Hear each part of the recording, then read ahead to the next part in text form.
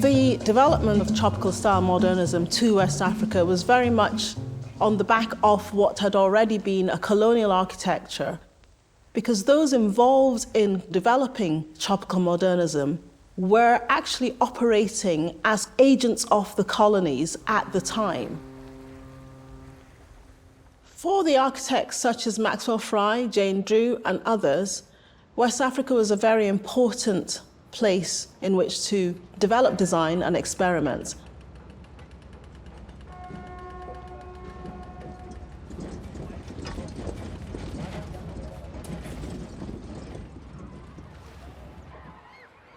The colonists had a lot of interest in developing educational facilities in Africa.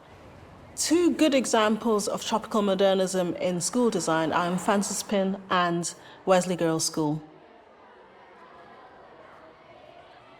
What is characteristic of tropical modernism as relates to schools is the idea about the long school plan, which allows for cross-ventilation, the veranda, and importantly also the use of brise-soleil, both in terms of it being a pattern for cutting out light and cooling the building down, and also an axial design, which in the case of Wesley Girls has the focus of the building at the church. From its original colonial beginnings, there is a modernist interpretation of what a school might be in a tropical environment.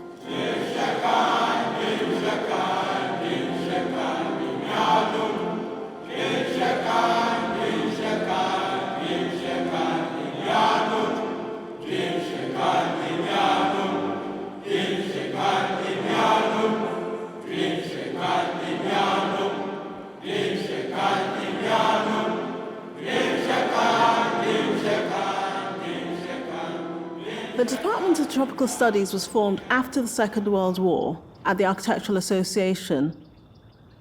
It was set up by Maxwell Fry, and he worked very much in association with his wife, Jane Drew. Immediately after the war, we went to West Africa. What did we take with us? Certainly not the traditional architecture of England. We had to deal with not only the people, but the climate. You have two major problems to deal with, and the first is the sun. You're very near the equator, and the sun is very fierce. But the next one is humidity, and this is much more difficult to deal with, and a very great problem. The 1945 Manchester Pan-Africanist Congress was really, it was a game changer in African politics. It shaped the independence struggle and marked the beginning of decolonization on African soil. A few years later, Kwame Nkrumah returns to join the nationalist independence movement at the time, and he became the catalyst for our independence. In the early 50s in Ghana, positive action was understood or became interpreted as a set of activities, a movement that Nkrumah's political party was involved in, which to the colonial government really seemed to be about fomenting riots and insurrection.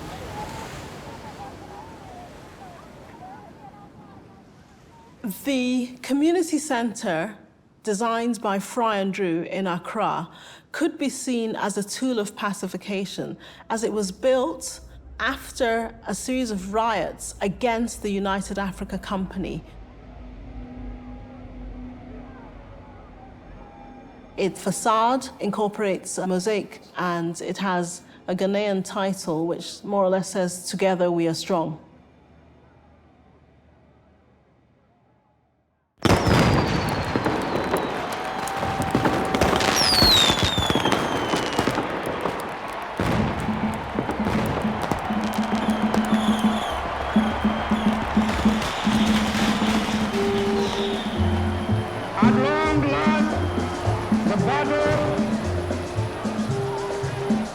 independent. Ghana, your beloved country, is free forever.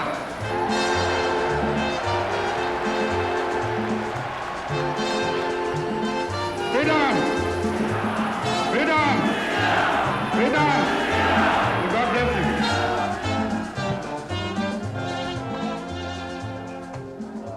Tropical modernism was one of the tools in which Nkrumah was able to present his new Ghana to the world.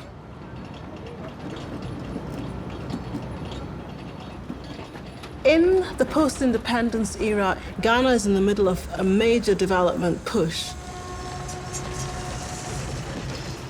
The architecture in Ghana was not only dependent on British architects. Architects were being employed from Eastern Europe, Israel, and even parts of China. The African architects were also more prominent because one of Nkrumah's ideas was the Africanization of professions. Practices that are practicing in Ghana must have Ghanaian architects who lead or who are principal architects. So we have architects like John Owusu-Addo, Victor Adebite, and Max Bond.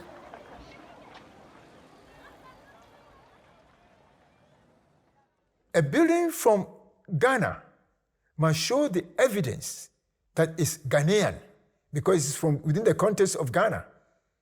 The people's culture, their economy, their circumstances, and everything must be reflected in the buildings. All these things have very deep psychological and spiritual significance, which the British architects did not take time to understand.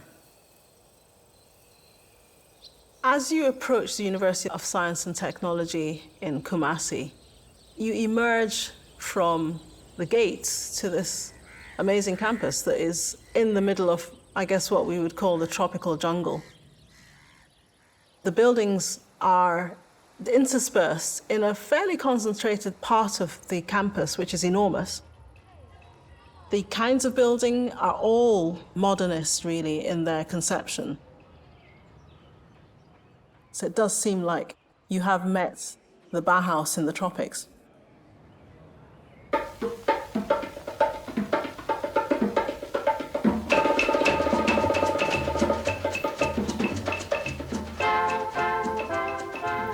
A very good example of the international tropical modern style is the Senior Staff Clubhouse.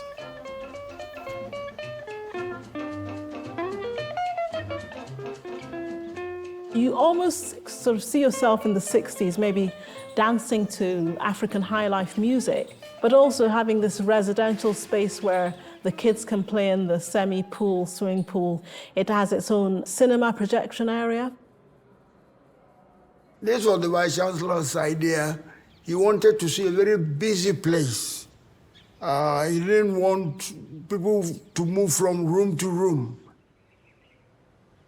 When you get there, you see people playing table tennis, billiards, so everything was open.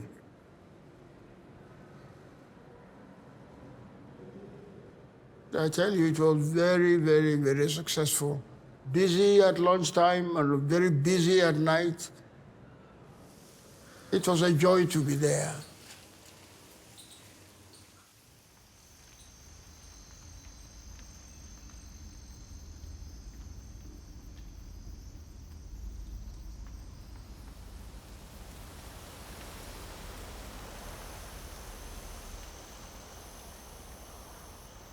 In 1966, Kwame Nkrumah's government was overthrown.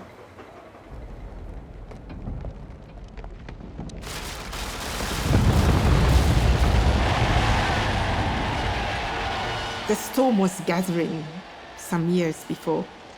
Even though we gained political independence, we were struggling to gain economic independence. And our father's thrust for African unity also was a great threat to some. Nkrumah's downfall in 1966 sounded the death knell for tropical modernism as a style and as a concept. It synchronized a lot with the collapse of a lot of African economies. Certainly for Ghana, collapse of cocoa prices meant that the country had effectively become bankrupt.